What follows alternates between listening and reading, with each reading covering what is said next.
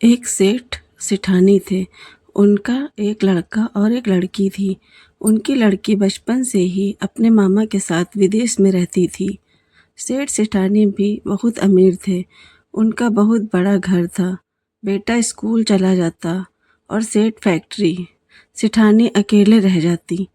एक दिन सेठानी के मन में ख्याल आया, क्यों ना कोई किराएदार रख लिया जाए। अपनी ये बात सेठानी ने सेठ को बताई। सेठ मजाक में बोला, अरे मेरे साथ फैक्ट्री चला करें, मेरा भी मन लगा रहेगा। लेकिन सेठानी बार बार जिद करने लगी कि अरे इतना बड़ा घर है, थोड़ा हिस्सा किराए के लिए उठा भी देंगे तो कोई फर्क नहीं पड़ेगा। सेठानी के बार बार कहने पर सेठ ने बाहर बोर्ड लगा दिया कि किराए के लिए संपर्क करें। फिर एक किराएदार आया। दोनों पति पत्नी थे। सेठानी से बात की तो उनकी बातों से सेठानी को लगा कि ये दोनों सही हैं, बड़ा परिवार भी नहीं है। तो सेठानी ने उनको किराए पर रख लिया और 2 दिन बाद सामान लाने को कहा। शाम को जब सेठ आया तो सेठानी ने सारी बात सेठ को बताई। सेठ ने कहा, ऐसे कैसे अनजान लोगों को अपना घर किराए पर दे सकते हैं। उन्होंने अपनी कोई जान पहचान बताई तो सेठानी ने कहा नहीं। तो सेठ ने कहा कि उनसे मना कर दो। तो सेठानी ने कहा कि मैंने उन्हें सामान लाने को बोल दिया। तो सेठ ने कहा ठीक है, उनसे आधार कार्ड ले लेना, मैं पुलिस स्टेशन से वेरीफाई करा लूँगा। सेठानी ने हाँ कर दी। फिर जब किराएदार अपना सामान लेकर आए तो सेठानी ने उनसे आधार कार्ड दिखाने को कहा।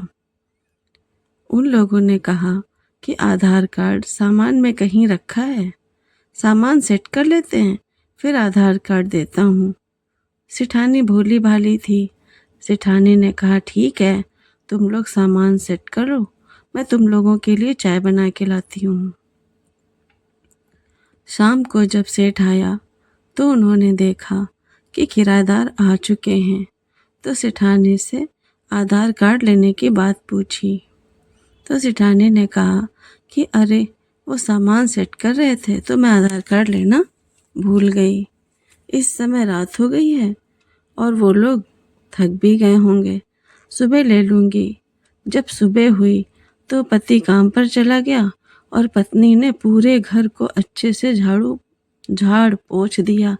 सेठानी जब कमरे से बाहर आई तो बड़ी खुश हो गई और कहने लगी कि अरे आज तो तुमने मेरा बहुत काम कर दिया। फिर वे दोनों ने मिलकर चाय नाश्ता किया और हंसी मजाक करने लगी। इतने में सेठ भी तैयार होकर फैक्ट्री चले गए। आधार कार्ड का किसी को भी ध्यान नहीं रहा। कुछ ही दिनों में सेठानी और किराएदार आपस में घुल मिल गए। दोनों पति पत्नी सेठ और सेठानी का काफ़ी काम कर देते थे। सेठानी तो उनको अपने साथ शॉपिंग पर भी ले जाती। कुछ ही दिनों में किराएदारों ने सेठ और सेठानी का विश्वास जीत लिया था। अब वो सेठानी से इस तरह से बात करने लगे थे, बातों बातों में सेठानी से घर की हर सदस्य के बारे में पूरी जानकारी ले ली थी कि बेटा कहाँ पढ़ता है, सेठ की कितनी प्रॉपर्टी है, कौन कौन यहाँ आता जाता है, सब कुछ सेठानी भी सीधी थी।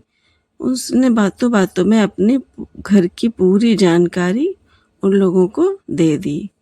एक दिन सेठ का लड़का बहुत देर हो गई स्कूल से नहीं आया। तो सेठानी ने स्कूल में फ़ोन किया तो पता चला कि वो स्कूल से जा चुका है।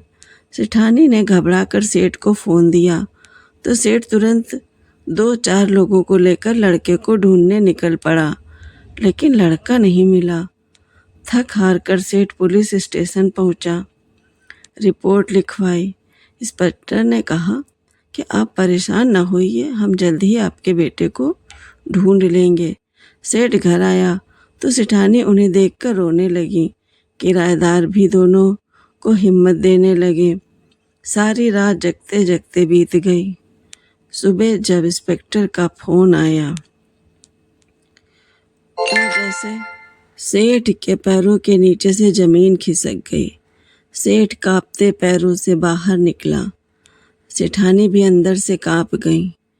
उन्होंने सेठ से पूछा, कहाँ जा रहे हो? मुझे भी ले चलो। कहाँ है मेरा बच्चा? वो ठीक तो है ना? सेठ बिना कुछ कहे ही चल दिया। बहुत देर तक न सेठ आए और न उनका फोन आया तो सेठानी को चिंता हुई। तो वो किराएदारों के साथ पुलिस स्टेशन पहुंची तो उन्हें पता चला कि उनकी पूरी दुनिया उजड़ चुकी है। उनका पति और बेटा दोनों मर चुके हैं। ये देखकर वो बेहोश हो गई और कोमा में चली गई।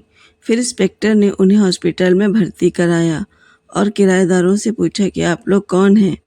तो उन लोगों ने हड़बड़ाते हुए कहा कि हम इनके घर के ही सदस्य हैं और अब हम सब साथ में रहते हैं। इंस्पेक्टर को कुछ शक हुआ। उनसे तो कुछ नहीं कहा, लेकिन वो इनके बारे में जानकारी जुटाने का प्रयास करने लगा। अब किराएदार उस घर को अपना घर बताने लगे थे और खुद उस घर के मालिक बन बैठे। वे सोचे कि अब घर में बचा ही कौन है, लेकिन उन्हें ये बात पता नहीं थी कि उनकी एक बेटी भी है। बेटी विदेश से आई और सीधे थाने पहुंची तो उसे पता चला कि उसके भाई और पापा की हत्या हुई है। तब इंस्पेक्टर ने बेटी से पूछा कि आपके घर में मम्मी पापा भाई के अलावा और वो 2 लोग कौन हैं? तब बेटी ने बताया कि मुझे नहीं पता कि वो लोग कौन हैं। तब इंस्पेक्टर का शक यकीन में बदल गया कि हो न हो इन सब के पीछे उन्हीं लोगों का हाथ है। फिर बेटी ने उन लोगों के खिलाफ रिपोर्ट लिखवाई। जब इंस्पेक्टर उन लोगों को गिरफ्तार करने गया तो वो लोग कहने लगे कि हम घर और फैक्ट्री के खुद ही मालिक हैं, हम ऐसा क्यों कराएंगे? तब इंस्पेक्टर ने कहा कि आप लोगों के खिलाफ रिपोर्ट लिखी गई है। तो वो लोग चौंक गए कि सब तो मर गए हैं, रिपोर्ट किसने लिखवाई है? तब इंस्पेक्टर बोला कि तुम तो इनके घर के ही हो, तुम्हें ये नहीं पता कि उनकी एक बेटी भी है। फिर उनकी थाने में खूब धुलाई हुई, खूब टॉर्चर किया गया। तब उन्होंने कबूला कि सेठ और लड़के की हत्या उन्होंने ही की है और ये काम ये लोग अकेले नहीं करते हैं, पूरा ग्रुप है इनके साथ। इन्होंने कई घरों को ऐसे ही निशाना बनाया है। कई दिनों से पुलिस इनकी तलाश में थी, लेकिन अलग अलग शहरों में ये लोग कांड करके निकल जाते थे, पता नहीं चलता था। सेठानी एक लापरवाही से पूरा का पूरा घर उजड़ गया। उन लोगों को सजा भी मिली और उनके पूरे ग्रुप को पकड़ लिया गया। आप सभी लोगों से अनुरोध है कि बिना पता लगाए काम वाली या किराएदार ना रखें और कितना भी कोई खास हो उसे अपने घर की सारी बात ना बताएं। आप लोगों को ये कहानी कैसी लगी? कृपया लाइक, कमेंट और सब्सक्राइब करें। आप लोग हमेशा खुश रहें। ओम नमः शिवाय।